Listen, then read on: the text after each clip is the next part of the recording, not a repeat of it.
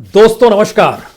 दोस्तों, मुनाफा युक्त व्यवस्था और जिम्मेदारी मुक्त सरकार, भारत की यही दो पटरियां हैं जो आपस में तालमेल बैठाए रहती है और इस देश की जनता समझ नहीं पाती है कि दरअसल वह मुनाफे को देखे या जिम्मेदारी मुक्त सरकार को देखे, क्योंकि सरकार हर जिम्मेदारी से पल्ला झाड़ती चली जा रही है, लगातार झाड़ रही है और बार बार वह उस सिस्टम का हवाला देती है जिस सिस्टम की पहली और आखिरी जरूरत मुनाफा है। सरकार जिम्मेदारियों से जब मुक्ति की दिशा में बढ़ती है तो ऐसे में प्राइवेट सेक्टर आता है, और जब प्राइवेट सेक्टर आता है तो इसके ठीक समानांतर उसे मुनाफा चाहिए, वह जनता से मुक्त हो जाती है। यानी प्राइवेट सेक्टर की जिम्मेदारी इस देश की जनता को संभालने की नहीं है, सरकार की जिम्मेदारी इस देश की जनता को देखने की है। लेकिन जब सरकार ने ही सब कुछ प्राइवेट हाथों में देना शुरू कर दिया तो फिर सिर्फ एक शब्द इस सिस्टम और इस सरकार के भीतर रेंगेगा, वह होगा प्रॉफिट का। इस देश के भीतर में चाहे दवाइयां खूब बनती हो, अंतर्राष्ट्रीय तौर पर उसका एक्सपोर्ट खूब होता हो, लेकिन भारत के भीतर वो दवाई यहां की जनता को नहीं मिलेगी, क्योंकि वह पूरा का पूरा हिस्सा उस प्राइवेट सेक्टर के हाथ में है जिसे मुनाफा चाहिए। उसकी एवज में वो सरकार को भी कुछ दे देगी। इन परिस्थितियों के तालमेल पर आज चलने की कोशिश कीजिए और थोड़ी देर के लिए इस देश के संविधान को भी आप भूल जाइएगा, क्योंकि संविधान ने तो आपको बहुत सारे अधिकार दिए हैं। जिंदगी जीने का अधिकार है, शिक्षा का अधिकार है, पर्यावरण से बचने का अधिकार है, संपत्ति का अधिकार है, पता नहीं क्या क्या एक अधिकारों की पूरी फहरिस्त है। लेकिन जैसे ही जिम्मेदारी मुक्त सरकार का जिक्र होगा और आपसे कोई सवाल कर दे इस देश में नौकरी कौन देता है, तो आपको जानकर हैरत होगी कि 100 में से 85 नौकरी प्राइवेट सेक्टर के पास है, 15 नौकरी सरकार के पास है। इस देश के भीतर में हेल्थ सिस्टम कौन संभाले हुए है, तो इस देश के भीतर में लगभग 72% हेल्थ सिस्टम का ढांचा प्राइवेट सेक्टर के हाथ में है और बाकी बचा हुआ सरकार के हाथ में है। यानी सरकार नौकरी नहीं दे सकती है, सरकार इस देश में शिक्षा भी नहीं दे सकती है, क्योंकि एजुकेशन में जैसे ही आप हायर एजुकेशन की तरफ बढ़ेंगे वैसे ही सरकार पल्ला झाड़ चुकी होती है और प्राइवेट सेक्टर हावी हो चुका होता है। और न्यू एजुकेशन पॉलिसी तो बहुत साफ तौर पर कह रही है कि जिनके पास पैसा होगा वही इस एजुकेशन के अनुकूल होंगे, क्योंकि वहां कॉम्पिटिटिवनेस है, वहां पर प्रतिस्पर्धा है। दुनिया के बाजार में भारत की शिक्षा को भी टिकना है तो पैसा तो देना पड़ेगा। और जनता की स्थिति बड़ी नाजुक हो चली है। जनता के पास तो एम्बुलेंस तक को देने का पैसा नहीं और सरकार भी एम्बुलेंस तक से पल्ला झाड़ चुकी है। सरकार हर चीज से कैसे पल्ला झाड़ चुकी है, उसमें अगर आप एक फहरिस्त देखें, नौकरी सरकार दे नहीं सकती है, प्राइवेट सेक्टर देता है। एजुकेशन प्राइवेट सेक्टर के हाथ में, हेल्थ सेक्टर प्राइवेट सेक्टर के हाथ में, इंश्योरेंस भी प्राइवेट सेक्टर के हाथ में। जैसे ही हम इंश्योरेंस शब्द कहते हैं वैसे ही आपको आयुष्मान भारत याद आना चाहिए। इस देश के 50 करोड़ लोगों को आयुष्मान भारत के तहत हेल्थ का लाभ मिलना चाहिए था, उनके बीमे की रकम के जरिए इलाज होना चाहिए था, लेकिन इस दौर में सन्नाटा है, किसी को कोई लाभ नहीं। उसके बाद आइए पूरी परिवहन व्यवस्था, इस देश के भीतर में प्राइवेट गाड़ियां ही चलती हैं। उसके बाद आइए रेलगाड़ी को प्राइवेट करने की दिशा में सरकार कदम बढ़ा चुकी है। देश के तमाम बंदरगाह प्राइवेट हाथों में सौंपे जा चुके हैं। इस देश के हवाई अड्डे तक प्राइवेट सेक्टर में दिया जा चुके हैं। और प्राइवेट सेक्टर का क्या मतलब होता है, एक क्षण के लिए आज ही की घटना से समझिए कि हवाई अड्डे जो इस देश के सबसे बड़े कॉरपोरेट सेक्टर अडानी ने लिए, 6 हवाई अड्डे, उसमें से मैंगलोर, तिरुवनंतपुरम, जयपुर, अहमदाबाद और गुवाहाटी है, उसमें एक लखनऊ भी है। और कल ही इस बात की जानकारी आई कि वहां पर जो इंटरनेशनल फ्लाइट उतरेगी और जो प्राइवेट जेट्स वगैरह हैं उसको जो कहते हैं टर्न राउंड चार्ज, वह चार्ज 10 गुना बढ़ाया जा रहा है। यह एक प्रैक्टिस की जा रही है कि आने वाले वक्त में डोमेस्टिक फ्लाइट से भी कैसे ज्यादा वसूली की जा चुकी होगी। तो सरकार जिम्मेदारी मुक्त होकर व्यवस्था को मुनाफा युक्त बनाने की दिशा में जब बढ़ती है तो सारी चीजें उस मुनाफे प्रॉफिट मार्केट को संभाले हुए प्राइवेट सेक्टर के हाथों में आ जाती है। अब इसके आगे का सवाल है कि जब जिम्मेदारी मुक्त होने का शब्द हम आपसे जिक्र कर रहे हैं तो एक शब्द और यहां पर इस्तेमाल कर लीजिए। जो मिड डे मील दिया जाता है इस देश के भीतर में, बच्चों को जो मुफ्त खाने की व्यवस्था कराई जाती है, उसका भी पूरा का पूरा टेंडर और जो बिड लगती है वह भी प्राइवेट सेक्टर के हाथ में है। सरकार सिर्फ पैसा देती है प्रति छात्र 4 रुपए 2 रुपए केंद्र दे देता है, 2 रुपया राज्य दे देता है, 4 रुपए में भोजन मिल जाता है। यह एक स्थिति इस देश के भीतर की है। हालांकि उसको अगर प्रतिदिन के हिसाब से तब्दील करना शुरू कीजिएगा तो चंद पैसों का ये भोजन होता है, लेकिन इस देश के भीतर में तकरीबन 12 करोड़ बच्चों को मिड डे मील की व्यवस्था करानी है। तो इनको जब जोड़ दीजिएगा तो यह करोड़ों रुपए का खेल है, लेकिन यह भी प्राइवेट सेक्टर के हाथ में है।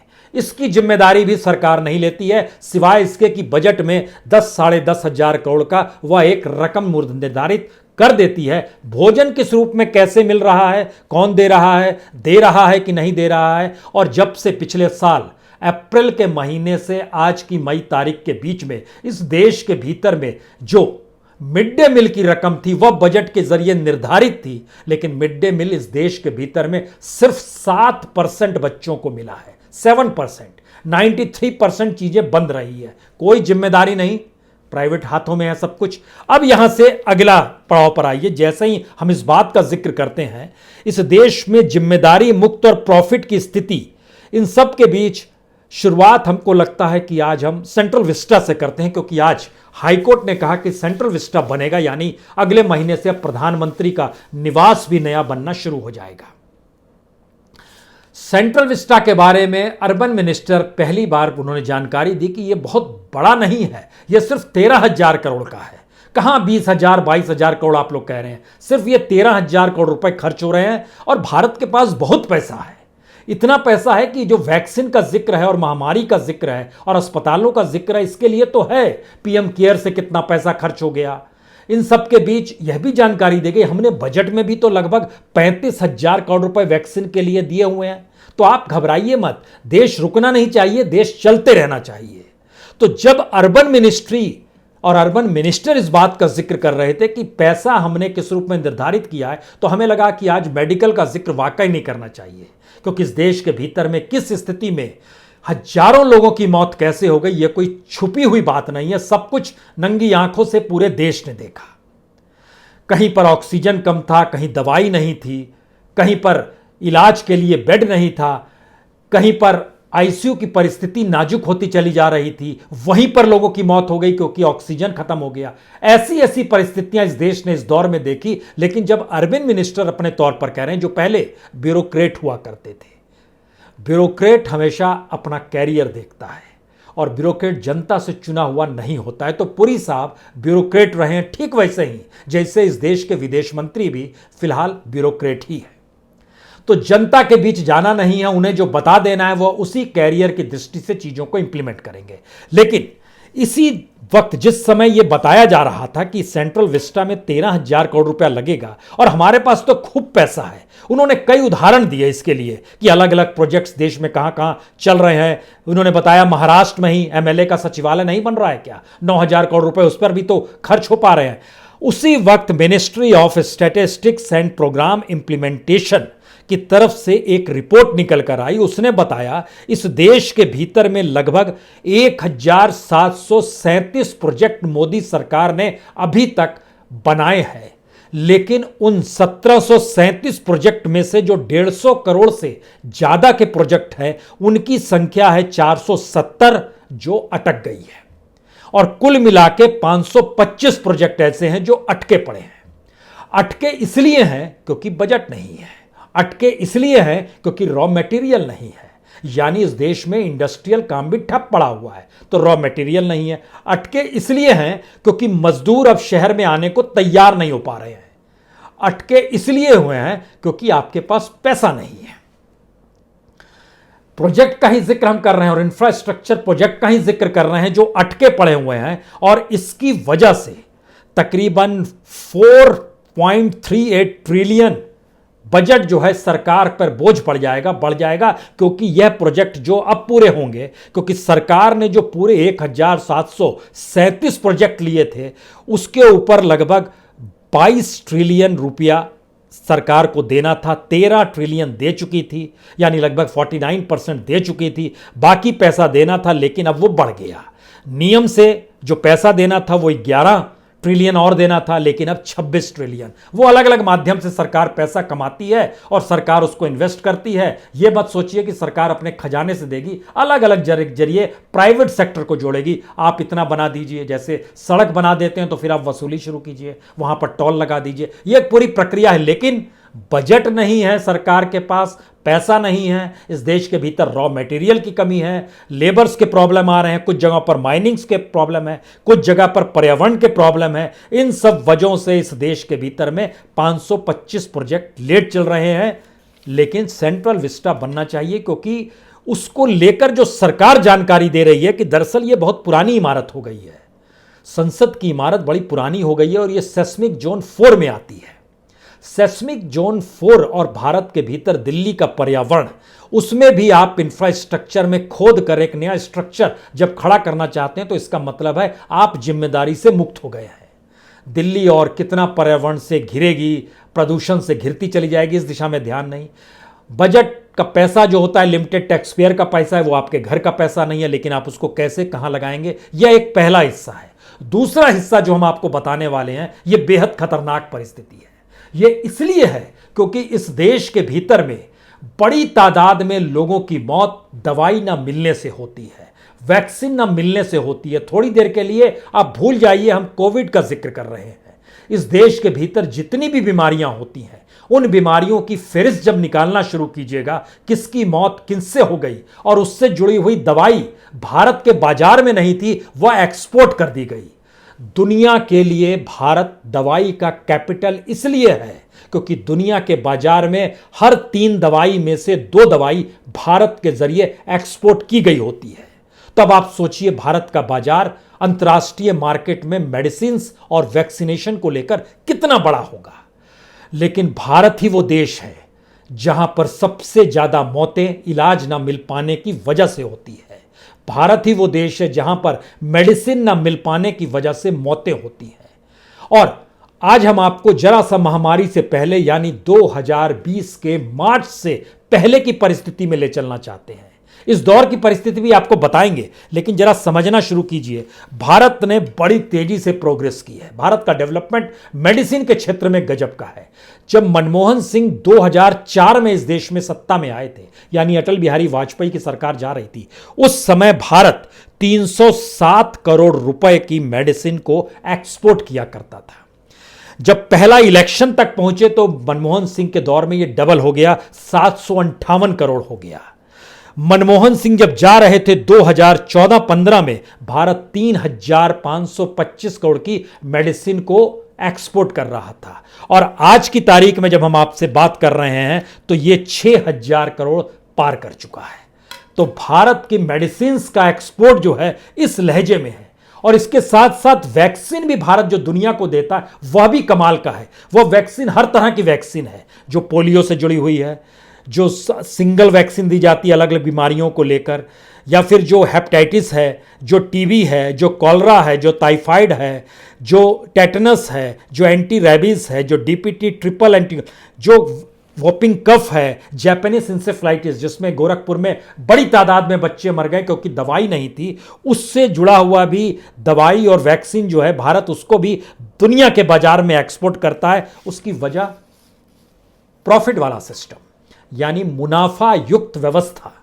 भारत के बाजार में जब हमने एवरेज निकाला कि भारत के बाजार में जब किसी कंपनी के भीतर कोई मेडिसिन और वैक्सीन बनती है और वो भारत के बाजार में ही बिकती है, तो उससे जितना प्रॉफिट होता है उससे लगभग 1000 गुना ज्यादा प्रॉफिट एक्सपोर्ट करने के बाद अंतर्राष्ट्रीय बाजार से उसको मिल जाता है। कंपनी को भारत के भीतर बेचने में लगभग 100% दवाई में प्रॉफिट का हिस्सा मिलता है, लेकिन बाहर बेचेगी तो 1000 गुना फायदा हो जाएगा। और इंटरनेशनली मार्केट में हर देश बड़ा कम टैक्स लगाता है। मेडिसिन को लेकर, वैक्सीन को लेकर बहुत कम टैक्स लगाए जाते हैं। इसीलिए जब हमने परखना शुरू किया कि जिन बीमारियों से भारत के भीतर मौत हो जाती है, उस बीमारी से जुड़ी हुई कितनी दवाइयां बाहर, जो मिक्स्ड वैक्सीन आई वो लगभग 1570 करोड़ की एक्सपोर्ट कर दी गई। ये हम सन 2020-21 का जिक्र आपसे कर रहे हैं, इसी साल का जिक्र कर रहे हैं जो वैक्सीन बाहर गई है। Mixed vaccine for MMR 1026 crore की, पोलियो की वैक्सीन 561 करोड़ की, सिंगल वैक्सीन जो अदर सिंगल वैक्सीन होती है 720 करोड़ की, हेपेटाइटिस की लगभग 118 करोड़ की, टीबी की 116 करोड़ की, डिप्थेरिया और टेटनस की लगभग 107 करोड़ की, एंटी रेबिस 78 करोड़ की, टेटनस की 60 करोड़ की, डीबीटी ट्रिपल एंटीजन 42 करोड़ की। हम इन बातों का जिक्र इसलिए कर रहे हैं क्योंकि इसी दौर में भारत के भीतर जो मौत होती है वो मौत कितनी भयावह होती है उसका डाटा यूनिसेफ की रिपोर्ट में निकल कर आया 2019 के। 2019 में भारत ने लगभग 5000 करोड़ की मेडिसिन एक्सपोर्ट की। उसी दौर में भारत की तरफ से जो वैक्सीन का एक्सपोर्ट हुआ वह भी अलग से लगभग इतने ही 5000 करोड़ के लगभग वैक्सीन का भी एक्सपोर्ट हुआ। लेकिन यूनिसेफ की 2019 की रिपोर्ट बतलाती है, ये सिर्फ रिपोर्ट जो हम आपको बता रहे हैं वह इस दौर की रिपोर्ट है जिस वक्त भारत के भीतर मौतों का सिलसिला लगातार बढ़ता चला जा रहा था और कोविड की परिस्थितियों के साथ मौत का आंकड़ा जुड़ते चला गया। इसका जो डाटा निकल कर आया सन 2020 का, इस देश के भीतर में 99,36,029 मौत हुई, टोटल मौत। यह डाटा यूनिसेफ का है। उसने बताया यानी डेली मौत जो भारत में हो रही थी वो 27,525 लोगों की मौत होती थी। अब इसमें जो एक्सीडेंटल और सुसाइड मौत है उसको थोड़ा सा अलग कर दीजिए। 1,64,774 मौत जो होती थी एक्सीडेंटल थी, सुसाइड थी। महत्वपूर्ण ये नहीं है, महत्वपूर्ण ये है जो हम आपको बताने वाले हैं। महत्वपूर्ण यह है कि डायरिया से भारत के भीतर में 1,28,361 मौत हो गई। ट्यूबरकुलोसिस से 92,746 मौत हो गई। ARI यानी एक्यूट रेस्पिरेटरी सिस्टम से 84,584 मौत हुई। डायबिटीज से 56,390 मौत हुई। मलेरिया से 45,755 मौत हुई। यानी जब इस बात को निकालना शुरू किया गया तो पता चला कि भारत के भीतर अगर इन्हें दवाई मिल जाती यानी हमारा हेल्थ सिस्टम मजबूत होता, इन्हें वैक्सीन मिल जाती यानी हमारे पास हेल्थ सिस्टम वाकई ऐसा होता कि यहां पर बनने वाली दवाई इन मरीजों को तक पहुंच जाए, तो यूनिसेफ कहता है कि 5,44,853 लोगों को बचाया जा सकता था। यह स्थिति इसलिए दर्दनाक है क्योंकि 2020 में जब हम आपसे जानकारी दे रहे हैं कि लगभग 99 लाख लोगों की मौत हुई, तो उसमें यह जानकारी जो है यह कोविड से ठीक पहले 30 जनवरी से 3 मई तक की जानकारी है। यानी 30 जनवरी से 3 मई के बीच में जो 5,44,853 लोग मलेरिया से मरे, डायबिटीज से मरे, एक्यूट रेस्पिरेटरी सिस्टम से मरे, ट्यूबरकुलोसिस से मरे, डायरिया से मिले और कैंसर की भी जो फर्स्ट स्टेज होती है उसमें लगभग 1,37,000 लोगों की मौत हुई। ये सारी मौतें बचाई जा सकती थी। मेडिसिन नहीं थी, दवाई नहीं थी, तो मुश्किल आ गई। अब इसके आगे का सवाल यह है कि भारत के भीतर में जब मेडिसिन भारत हब बना हुआ है दुनिया के लिए, तो वो कौन सी स्थिति थी जो इसी पीरियड में भारत में वैक्सीन की कमी हो गई। दुनिया के बाजार में भारत ने लगभग 6 करोड़ वैक्सीन कोविड से जुड़ी हुई दुनिया के अलग अलग देशों में दी, लगभग 6.5 करोड़। ये कोई छुपी बात नहीं है, सरकार की साइट पर है, जो एक्सटर्नल अफेयर मिनिस्ट्री है वो बतलाती है। लेकिन महत्वपूर्ण इसके आगे की परिस्थिति है। भारत जो वैक्सीन सप्लाई दुनिया भर के भीतर करता है उसमें फार्मास्यूटिकल्स एक्सपोर्ट प्रमोशन कंपनी जो है वो एपेक्स बॉडी है, दरअसल ड्रग एक्सपोर्ट कंपनी की, जो कि भारत की जो कॉमर्स इंडस्ट्रियल मिनिस्ट्री है उसके मातहत सी सारी चीज़ें आती हैं।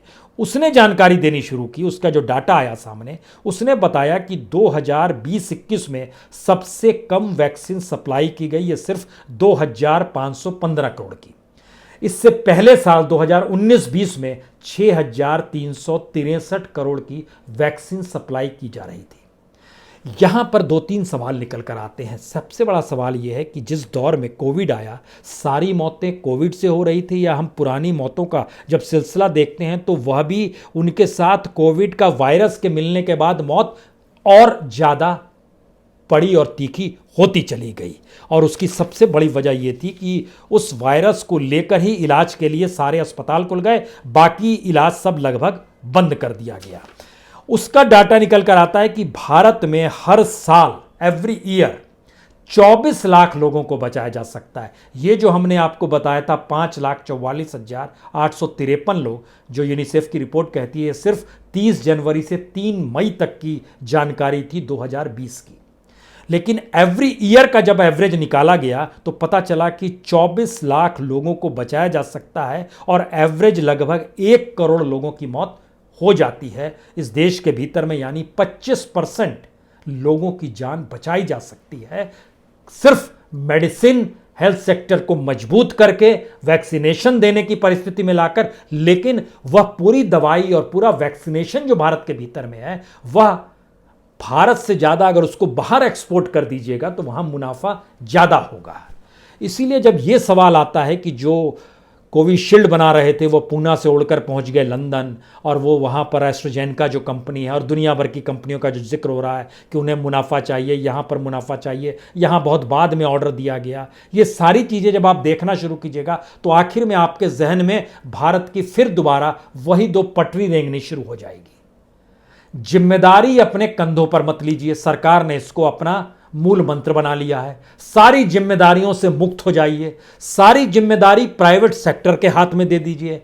प्राइवेट सेक्टर मुनाफा कमाएगा और आपको टैक्स के रूप में, कमीशन के तौर पर और बाकी माध्यमों से आपको देता रहेगा।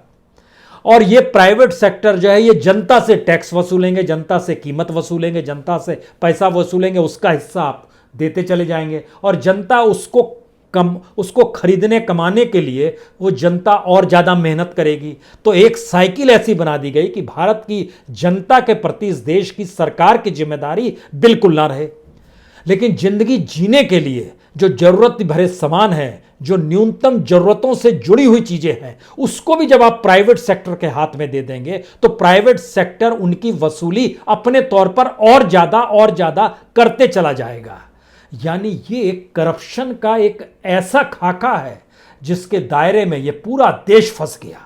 शायद इसीलिए मौका मेडिसिन बेचने वाले को मिला तो उसने वहां भी कमा लिया, मौका एम्बुलेंस चलाने वाले को मिला और उसके मालिक को मिला, उसने वहां भी कमाई कर ली, मौका अस्पतालों को मिला, वहां भी कमाई हो गई, ऑक्सीजन देने की परिस्थिति में मौका मिला, वहां भी कमाई कर ली। और तो और शमशान घाट के भीतर भी नंबर पहले आ जाए बाद में आ जाए, इसमें भी कमाई होने लगी। यानी भारत के मूल तंत्र में वह प्रॉफिट है जो प्राइवेट सेक्टर के जरिए सरकार ने पल्ला झाड़कर उसे ही सौंप दिया है। इसीलिए जो आप संपत्ति इस देश के भीतर में कॉरपोरेट्स की देखते हैं और दुनिया की रईसों की पायदान में जब ये देखते हैं कि भारत के भी ये कॉरपोरेट सेक्टर, चाहे वो अंबानीज हो, चाहे वो अडानीज हो, चाहे वो टाटा हो, चाहे XYZ कोई भी हो, जब आप इसे जोड़ते चले जाएंगे और उसके बाद जब भारत की परिस्थिति को परखना शुरू करेंगे तो पता चलेगा कि इस देश की सरकार ने अपनी जिम्मेदारी से पल्ला झाड़ा। किसी ने बैंक बेचा, किसी ने PSU बेचा, किसी ने अस्पताल के लाइसेंस दे दिया, किसी ने एजुकेशन का लाइसेंस दे दिया, किसी ने बंदरगाह दे दिया कि अब रेलवे देने वाला है। सारी चीजें प्राइवेट हाथों में सौंपकर सरकार जिम्मेदारी से मुक्त है और इस देश का सिस्टम प्रॉफिट से युक्त है। यही है ये देश। बहुत बहुत शुक्रिया, बहुत बहुत शुक्रिया।